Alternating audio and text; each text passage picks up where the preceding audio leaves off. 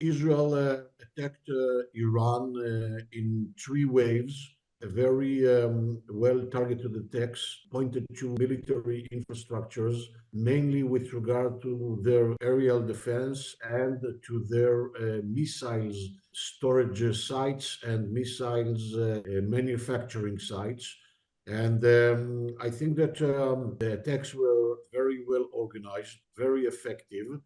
And we have to understand that the organizing rationale of the Israeli strategy, by the way, not only with regard to Iran and to these attacks specifically, but generally speaking about the Israeli strategy since October 7th, the idea is actually to, in each attack, to prepare or to lay the ground for the next attack, which means that Israel prepares the right conditions in order to assure that the next attack will be much more effective and much more harming. And this is exactly what Israel did in these attacks in Iran, because Israel takes into consideration that Iran will retaliate on this attack. And Israel has to prepare itself to the next attack, to the retaliation on the Iranian retaliation. But this time, the coming Israeli attack on the Iranian retaliation will be much more severe and will harm, I think, the oil infrastructure as well as the nuclear infrastructures. And in order to do that effectively, Israel has to assure that Iran will not be able to defend itself effectively and will not be able even to attack effectively Israel. This is the reason that Israel attacked, first of all the ground-air defense systems that they have, and the missiles capacities that they used to have, because this is the most, I would say, efficient and effective tool that they have against Israel, the ballistic missiles and the cruise missiles. And therefore, Iran will be more paralyzed or more limited with regard to its capacities to attack Israel now or in its coming retaliation. And Iran will be much less capable to defend itself in the Israeli retaliation to the Iranian retaliation. And this is exactly, as I said before, what we did with Hamas and what we did with Hezbollah. Okay, we in each attack we are minimizing, we are attacking some capacities that will not be effective anymore for the next attack, and then a phase after a phase, we eventually collapse and paralyze Hamas, Hezbollah, and then Iran. I think that Israel did its utmost efforts in order to be on the same page with the Americans. It was not an easy task.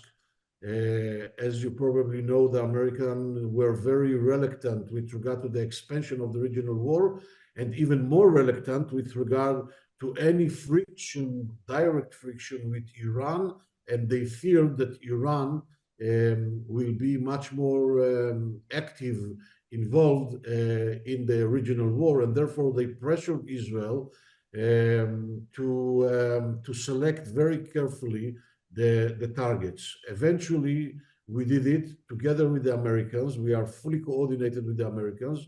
I assume that our viewers are aware that to the fact that yesterday, before the attack,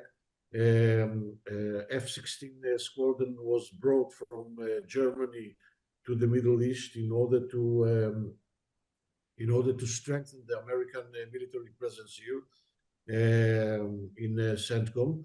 And now the Americans even officially warned the Iranians not to retaliate, because if they are going to retaliate, and mainly if the retaliation will be a meaningful one, then they will find the Americans with the Israelis in the next retaliation, in the next attack. And I think that now the Iranian leadership is sitting on the horn of the dilemma, as we say in the strategic language, okay? And they have to think very carefully about their next move.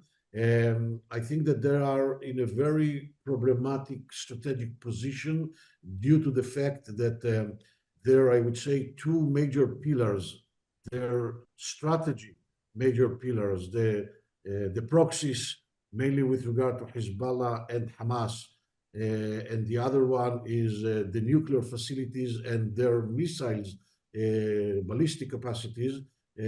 All of these pillars eventually were weakened dramatically, which means that Iran is much more vulnerable these days, and they know that they have to be very careful with regard to their further and coming steps. Otherwise, the regime might find itself in a very concerning situation. Iran will try to find a very creative ways not to retaliate. They will say that the damages were not severe damages. They will say that they succeeded in intercepting the missiles. They will say that the Israeli Air Force didn't dare to enter the sovereign sky of Iran, and they did it from a distance. And they will say that Israel is frightened and the United States is deterred. They will try to minimize, say, the image of the attack, the success of the attack. If they will feel that they are succeeding in convincing their constituency, I assume that they will prefer not to retaliate because, as I said before, they know what might be the consequences. If they will not succeed in convincing their constituency, they will retaliate. But I think that they will retaliate in a very, I would say, restricted manner, because they will try to prevent Israel and the United States from being too aggressive in their retaliation to the Iranian retaliation. But all the assessment are we have to take them with a grain of salt, okay? Because we cannot enter to the brains of the supreme leader and the military commanders of Iran. We have to take into consideration the option that they will behave in a sort of irrational manner with regard to their own interests. And therefore, we have to be very well prepared. And I think that Israel is very well prepared in the defense and the offense. I think that the American presence here and the international and the regional coalition that still exists provide Israel with better capacities with regard to the defense. I think that we also did many improvements, and we have better capacities today, our own capacities, and we will be able to defend ourselves from any Iranian attack. And on the other hand, I think that we have improved dramatically our offense capacities, and the Iranians have not seen yet all the things that we have in the slide. And the most important and crucial issue that at this point, due to the fact that Israel eventually complied to the American pressures and took into consideration the American interests, it looks that the Americans are on the same page, and therefore the next attack, the next retaliation of the Iranian retaliation will be very effectively supported and backed by the Americans. I cannot assure you that we will see American jets above the Iranian soil, but we will see some other things that the Americans are capable to do. And there is no doubt that the American will fully support the Israeli retaliation, the next retaliation.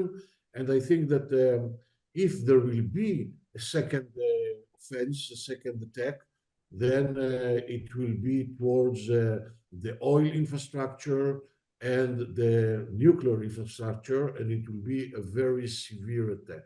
We have to understand that in the Israeli perception, the Iranian threat is the most severe threat actually an existential threat, because everybody knows that the Iranians really intend to eliminate the state of Israel.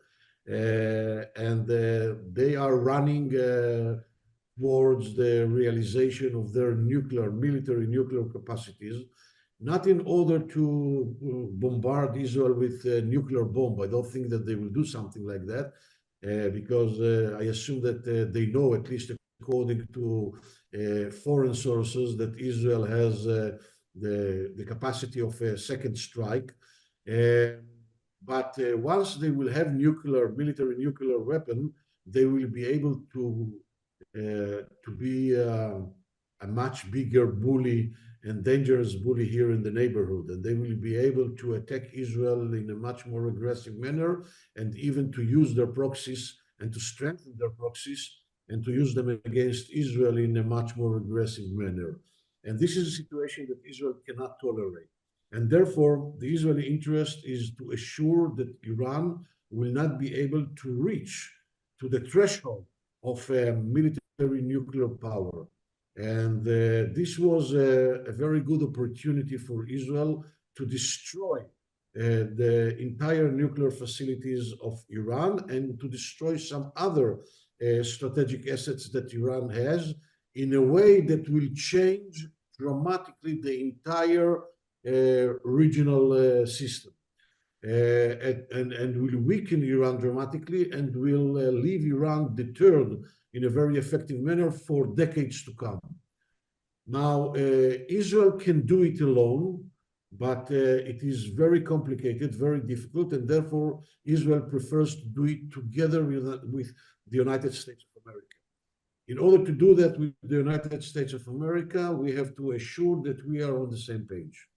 And therefore, Israel had to do some concessions and not to go, with its original plans. But I think that what we saw this morning is a very impressive achievement, something that indicated that Israel is able to attack in waves, not only in one wave, but in waves. We saw 3 waves. It means that Israel has capacities with regard to its air force to harm Iran in a very severe manner, because if we are capable to do it in 3 waves, we have to assume that we are capable to do it in 6 waves as well. And now when Iran is much more vulnerable with regard to its defense capacities, it will be much easier for the Israeli Air Force. And as I told you before, we have some further capacities which are not necessarily related to our Air Force that we have not used yet. So I think that it was pretty difficult and challenging for Israel to comply to the American demands, but eventually I'm pretty glad and satisfied that we have succeeded in doing that. And I think that now we are in a much better condition for the next phases. This attack will affect not only the bilateral level, the Iranian-Israeli level, it will affect the entire region and the other fronts as well, because everybody here in the neighborhood is watching what Israel does. And I think that this is an indication, and this is another important layer to the Israeli deterrence towards the other players here in the neighborhood, in the region. And on the other hand, I think that this is a very crucial incentive for Israel's partners here in the region. And I'm talking about of course, the Arab Sunni pragmatic countries, be it the Gulf countries or Egypt or Jordan and even Morocco, and maybe even beyond. This is an incentive for them to strengthen the strategic cooperation with Israel, understanding that Israel eventually is the only player here in the entire neighborhood, in the entire region, which dares to not only to threat Iran, but to act and to operate against Iran and to deter Iran. And we have to remember that Iran is a very significant and the most significant threat for these partners, these regional partners. And therefore, I think that they understand that Israel is the most reliable and effective partner and ally that they can find. I think that this is an incentive for them to increase, to strengthen the strategic cooperation with Israel. And I think that this attack, in a way, lays another important layer to the future regional architecture that we have to build here in the region, and a new architecture that will assure security, stability, and prosperity of the entire region here, and will continue weakening Iran as a revisionist power here in the region.